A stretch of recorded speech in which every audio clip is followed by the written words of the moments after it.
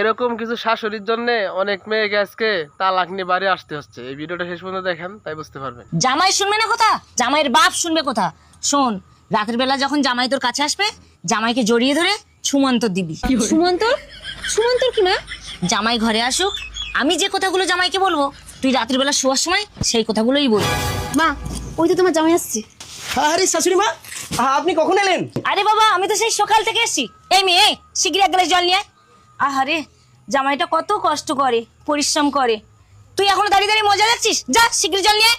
আচ্ছা আচ্ছা, এত ব্যস্ত হওয়ার কিছু নেই। আচ্ছা জামাই, তুমি এত পরিশ্রম করছো, ভবিষ্যতের কথা কিছু ভেবেছো? আজ 4 পা আছে, কাল 6 পা হবে, ভবিষ্যতের কথা একটু ভাবো বাবা। মেয়ে আর তুমি আলাদা হয়ে যাও, নিজে খেটে কেন সাই গোষ্ঠীর লোককে খাওয়াবে? মা, ওকে আমি অনেক বুঝেছি গো, এ ছেলে সে ছেলে না, এ বড্ড আনা। এই মেয়ে, তুই চুপ কর, জামাই আমার খুব ভালো। মা, আপনি ঠিকই বলেছেন, আমাকে না কেউ এইভাবে বোঝায় না। দেখলি মা, জামাই কেমন বুঝে গেল? আসলে তুই ভালো করে বোঝাতে পারিস না। একদম ঠিক কথা বলেছেন শাশুড়ি মা, আপনার মেয়ে না আমাকে একদম বোঝাতে পারে না। আমার মনে হয় আপনার থেকেই আমাকে বুদ্ধিটা নিতে হবে। কিন্তু বুদ্ধি নেওয়ার আলোচনাটা যে কোথায় করি, এখানে করলে তো আমার বাবা মা সব শুনতে পাবে।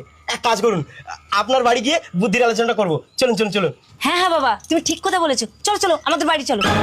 জামাইবাবু, দিদি বললো তুমি নাকি আমাকে ডাকছিলে?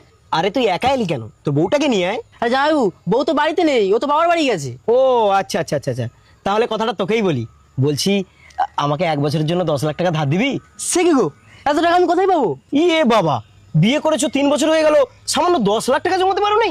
বিয়ে করলে টাকা জমা যায়, সংসারের পিছনে খরচা হচ্ছে না? আরে কে তোমাকে বলেছে সংসারের পিছনে খরচ করতে? আমাকে দেখেছে গো, আমি বিয়ে করে বউকে নিয়ে আলাদা হয়ে গেছি, ব্যাস তখন থেকেই আমার টাকা জমানো শুরু হয়ে গেছে।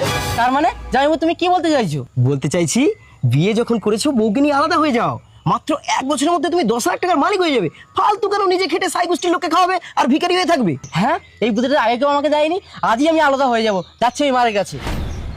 জামাই, তোমার সাহস কি করে হয়? তুমি আমার ছেলেকে আলাদা হওয়ার কুমন্ত্রণা দিচ্ছ? শাশুড়ি মা, আপনার ছেলেকে আলাদা হওয়ার কুমন্ত্রণা না দিলে ও জীবনে দাঁড়াবে কি করে? অর্থ সম্পত্তির মালিক হবে কি করে মা? আমার ছেলে কিভাবে দাঁড়াবে না দাঁড়াবে সেটা আমি বুঝবো, তুমি বলো আর কি? মা, তাহলে আপনি কেন আমার সংসারে ঢুকে বেখাপ্পা পিনিক মারছেন? আমি কি করে টাকা জমাবো, আমি কি করে সংসার চালাবো, সেগুলো বোঝার জন্য আমার বাবা মা রয়েছে, আপনি বলার কি? আর বউ, তোমাকে একটা কথা বলি, যেদিন তোমার শখ চাহিদা আমি পূরণ করতে পারবো না, সেদিন তুমি আলাদা হওয়ার স্বপ্ন দেখো। আর যদি তাতেও না বসে, দরকার নেই, ছেড়ে দাও এরকম সংসার।